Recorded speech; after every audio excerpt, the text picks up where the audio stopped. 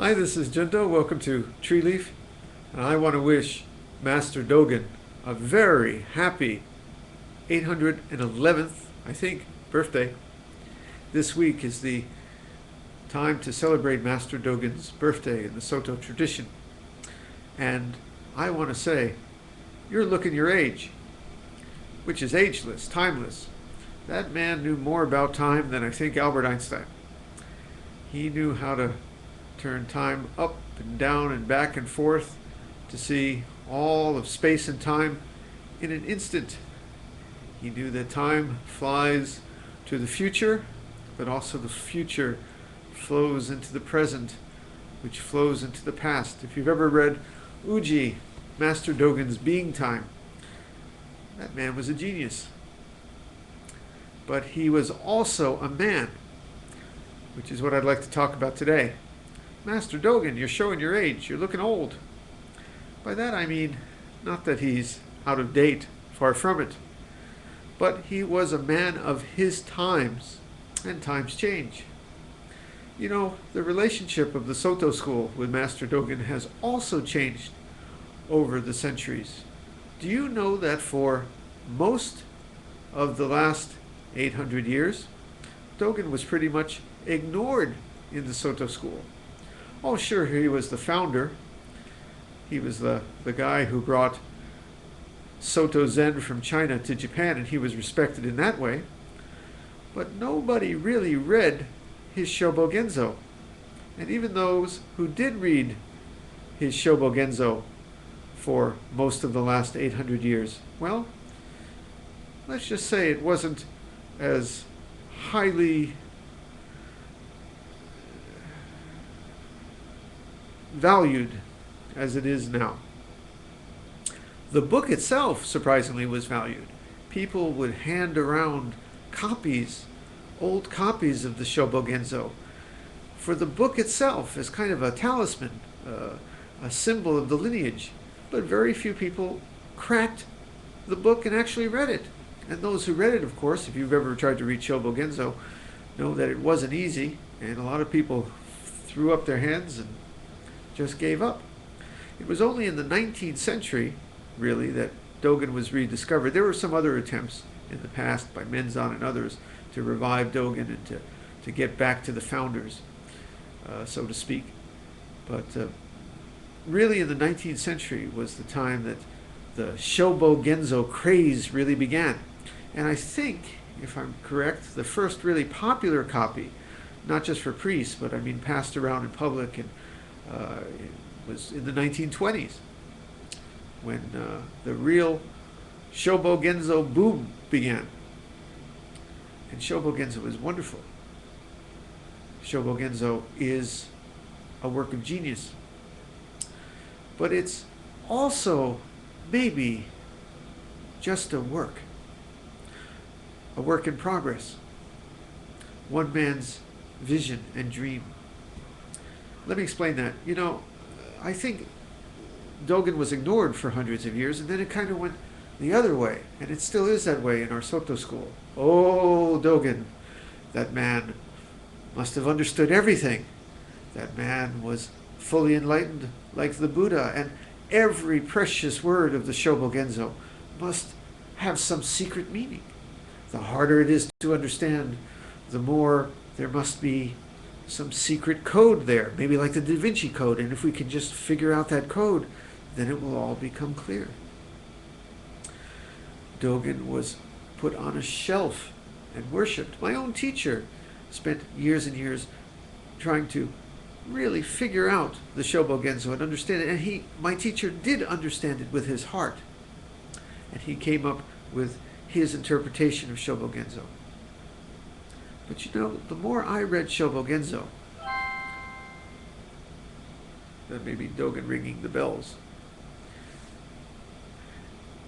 The more I read Shobogenzo, I realized that Shobogenzo is man's religious vision spoken from his heart.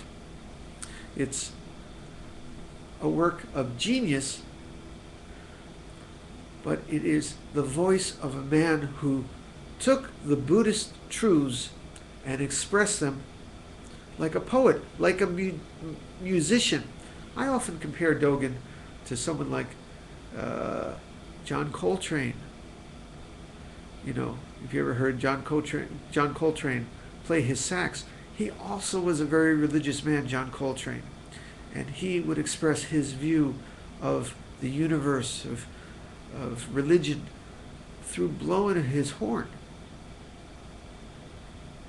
He would take the, shall we say, the standard tunes, the Buddhist classics for Dogen, maybe something like Melancholy Baby for Coltrane, or Somewhere Over the Rainbow.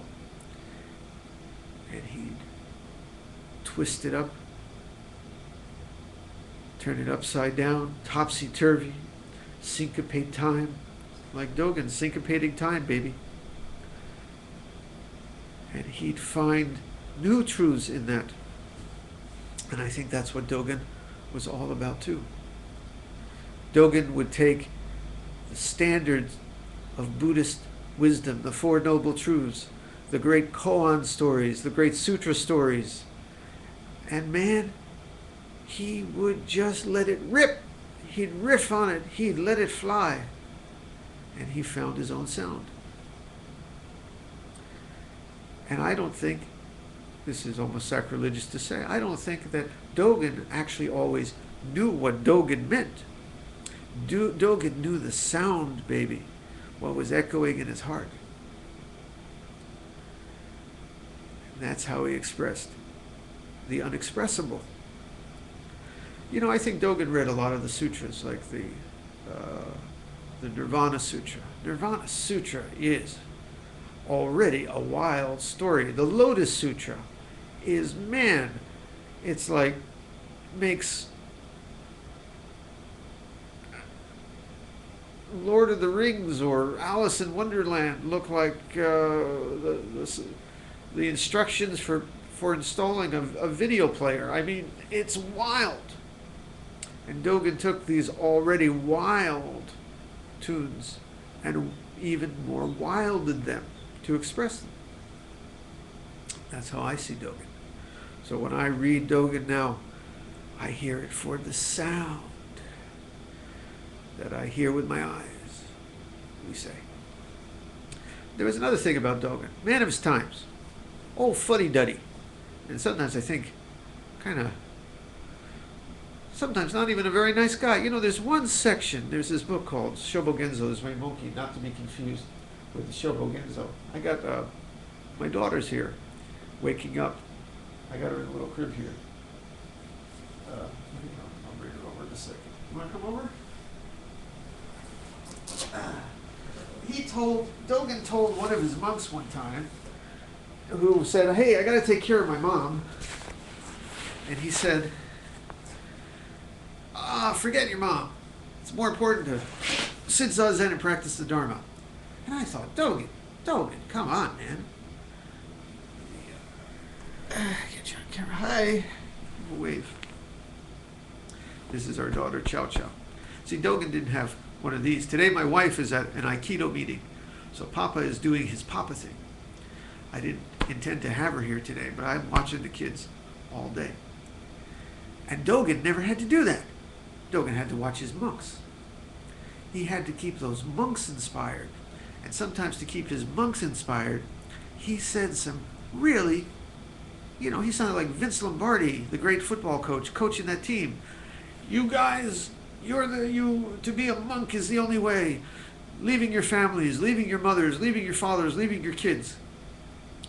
Just sit, be a monk. He'd give pep talks like that because he was talking to monks in the monastery. And if you're talking to monks in a monastery, you're talking to a football team, you give them a pep talk. You're the greatest team. This is the way. Leaving home, being monks. But you know, 100 or so years ago, monks in Japan started getting married. Originally it was thought as a step down, that the monks were truly leaving what it meant to be a celibate Buddhist monk and having families and kids. But you know, I think it turned into the greatest thing. knocking down those monastery walls, bringing these teachings out of the monasteries to deal with these little ones here. And all the jobs. Can I have a kiss? Can I have a kiss?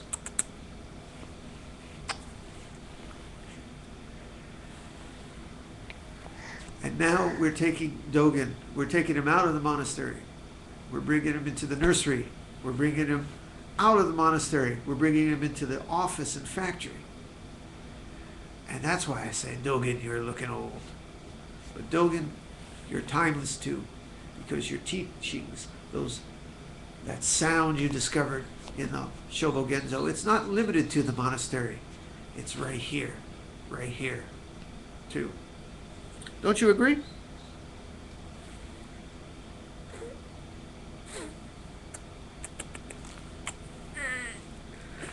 So in that, I got to get back to my Papa duties. So we're going to sit together for a few minutes, and then I'll see you later. I'm going to ring the bell really softly. Or actually, you want to ring the bell?